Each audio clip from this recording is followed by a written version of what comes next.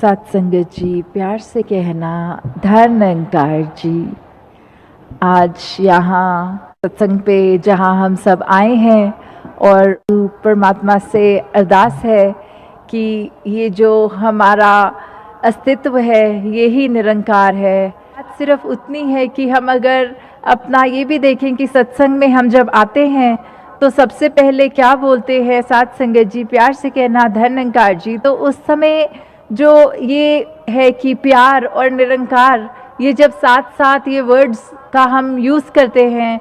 तो ये सिर्फ एक कोई प्रथा नहीं है, ये सिर्फ कोई एक फॉर्मेलिटी नहीं है, कोई रिचुअल की तरह नहीं हम बोल रहे कि अपनी स्पीच बोलने से पहले ये बोलना है, पर वो हम इसीलिए बोल रहे हैं कि ये निरंकार का आधार हमारी अगर हर शब्द में आ जाए, हर कर्म में आ जाए, हर सोच विचार में आ जाए तो निश्चित ही हमारा जीवन जहाँ सुधरेगा वहाँ ये प्यार शब्द कि ये निरंकार और प्यार, जैसे वो लव इज़ गॉड वाली बात होती है कि वो चीज़ जब हमारी रग रग में प्यार बस जाए, जितना हमारे अंदर ये निरंकार बसा है उतना ही ये प्यार भी जब बस जाएगा तो निश्चित ही हम खुद जहाँ ये एक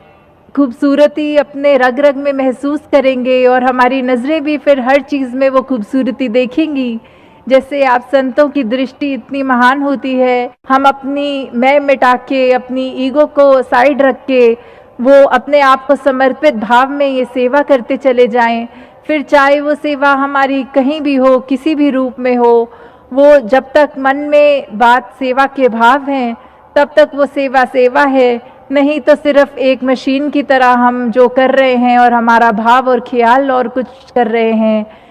तो हम जितना निरंकार को याद रखेंगे, अपने पल पल में डालेंगे, तब तक हम एक ये गुरसिक्खी का मार्ग उस पर रह सकते हैं। नहीं तो ये जो हमारा जीवन जो अभी तक जैसे सहज चल रहा होता है और एक विपरीत ख्याल आना वो हमको ये गुरमुख से मनमुख उस तरह बना देता है और कैसे फिर वो जो दुनियावी उतार चढ़ाव होते हैं हमारे ऊपर वो उनका इम्पैक्ट आना शुरू कर देता है। और जैसे ही हम ये निरंकार को वापस याद रखते हैं, ये स्थिर के साथ खुद भी अपने आप को स्थिर कर लेते हैं, तो उसी समय फिर ये एहसास हो जाता है कि अब ये जो उतराइयाँ चढ़ाइयाँ ज़िंदगी विच आंदियाँ ने, तो वही बात कि आना तो सभी ने है, पर जब ये निरंकार प्रभु परमात्मा का हाथ हो सर पे तो फिर वो आके चली जाती हैं, वो असर नहीं करती। तो उसी बात पर कि हम जो एक वैल्यूज़ की बात करते हैं मिशन से जो जुड़ी हुई हैं कि हमें ब्रह्म ज्ञान मिला, हमने अपने वो रोशनी का रूबरू अपने आप को किया, वो एक जो हमारे अंदर ऊर्जा हो गई, जो हमारे ज़िंदगी को पल पल रखने वाली एक दात हमें मिल गई, जब वो हो गया, एक ब्रह्म ज्ञान मिल गया, हमने अपने आप को एक बेहतर इंसान बनाना शुरू किया, हर पल में परमात्मा को डालकर, हर पल एक जहाँ अपनी बेहतरी करने की तो सोची, वहीं फिर एक हम कुछ चंद लोगों, अपने परिवार, अपने जानकार वालों के साथ ही नहीं जुड़े, पर फिर ये वासुदेव कुटुंबकम की भावना जो होती है कि ये एक सारी दुनिया अपनी है, फिर कोई रंग नस्ल भेद कुछ भी नहीं, सब अपने और कैसे फिर वो एक बगीचे के समान कि जितने रंग फूलों के जितनी अलग अलग उनकी फ्रेग्रेंस, उनकी खुशबू,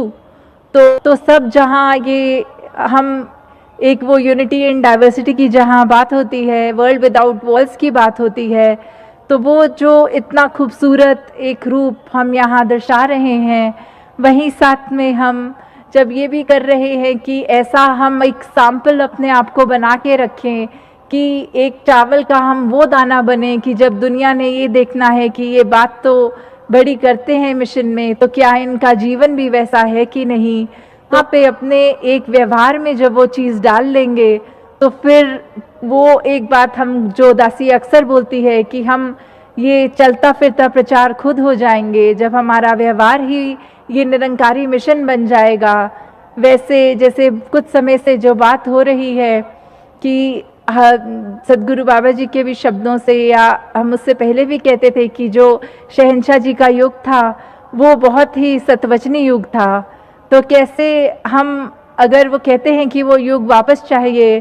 तो उसमें ज्ञान भी वही था,